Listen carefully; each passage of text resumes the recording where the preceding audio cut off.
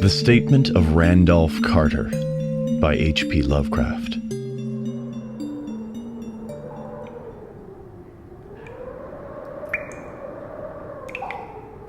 For a minute I kept sight of the glow of his lantern and heard the rustle of the wire as he laid it down after him. But the glow soon disappeared abruptly, as if a turn in the stone staircase had been encountered, and the sound died away almost as quickly. I was alone, yet bound to the unknown depths by those magic strands whose insulated surface lay green beneath the struggling beams of that waning crescent moon. I constantly consulted my watch by the light of my electric lantern and listened with feverish anxiety at the receiver of the telephone, but for more than a quarter of an hour heard nothing. Then, a faint clicking came from the instrument, and I called down to my friend in a tense voice. Apprehensive as I was nevertheless unprepared for the words which came up from that uncanny vault in accents more alarmed and quivering than any I had heard before from Harley Warren. He who had so calmly left me a little while previously now called from below in a shaky whisper more portentous than the loudest shriek.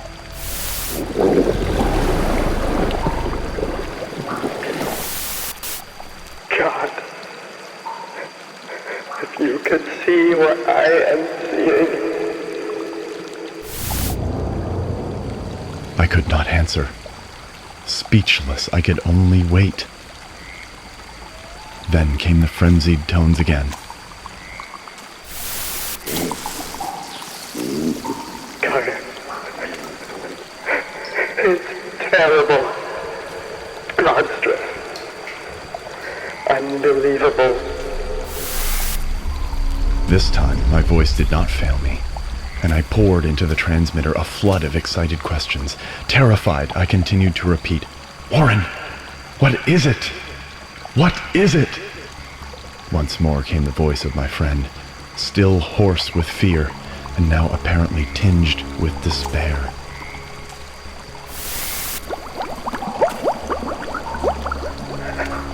I can't tell you, Carter. It's too utterly beyond thought. I dare not tell you. No man could know it and live. Good God.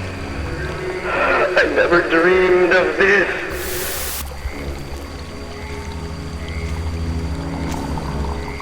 Stillness again, save for my now incoherent torrent of shuddering inquiry. Then the voice of Warren in a pitch of wilder consternation. Carter, for the love of God, put back the slab and get out of this if you can. Quick.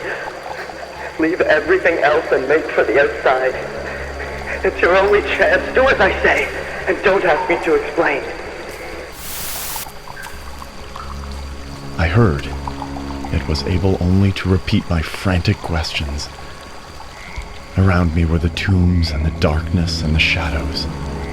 Below me, some peril beyond the radius of the human imagination. But my friend was in greater danger than I, and through my fear I felt a vague resentment that he should deem me capable of deserting him under such circumstances. More clicking, and after a pause, a piteous cry from Warren. Beat it. For God's sake, put back the slab and beat it, Carter! Something in the boyish slang of my evidently stricken companion unleashed my faculties.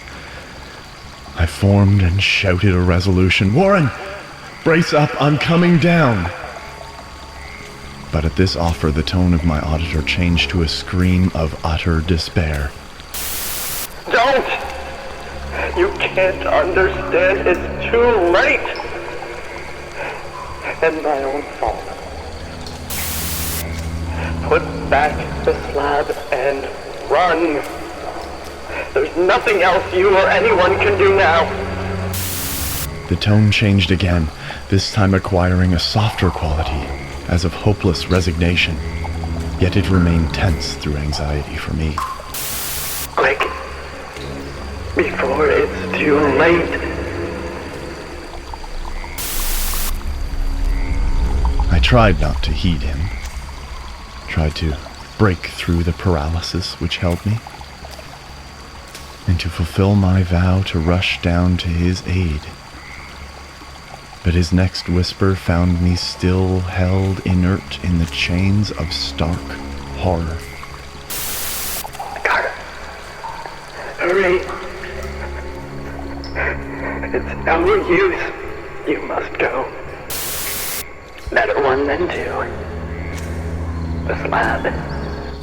A pause. More clicking. Then the faint voice of Warren. Nearly over now. Just don't make it harder. Cover up those damn steps and run for your life. You're losing time. So long, Carter.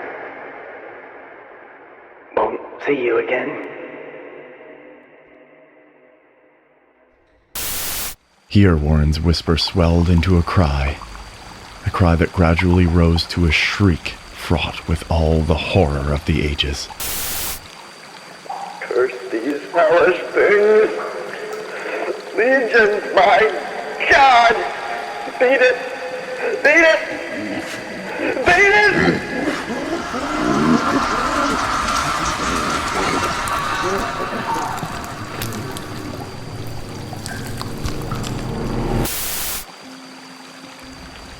After that was silence. I know not how many interminable eons I sat stupefied, whispering, muttering, calling, screaming into that telephone. Over and over again through those eons I whispered and muttered, called, shouted, and screamed. Warren? Warren, answer me, are you there?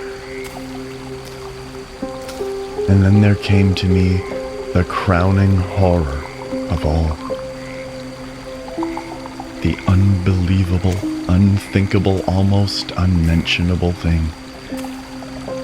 I have said that eons seemed to have elapsed after Warren shrieked forth his last despairing warning, and that only my own cries now broke the hideous silence. But after a while there was a further clicking in the receiver, and I strained my ears to listen. Again I called down, Warren, are you there? And in answer heard the thing which has brought this cloud over my mind. I do not try, gentlemen, to account for that thing, that voice. Nor can I venture to describe it in detail, since the first words took away my consciousness and created a mental blank which reaches to the time of my awakening in the hospital. Shall I say that the voice was deep, hollow, gelatinous, remote, unearthly, inhuman, disembodied? What shall I say? It was the end of my experience, and is the end of my story. I heard it, and knew no more. Heard it, and as I sat petrified in that unknown cemetery in the hollow, amidst the crumbling stones and the falling tombs, the rank vegetation and the miasmal vapors, heard it well up from the innermost depths of that damnable open sepulchre, as I watched amorphous, necrophagous shadows dance beneath an accursed waning moon.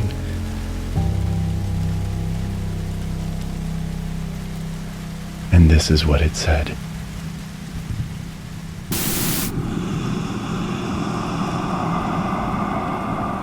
You fool.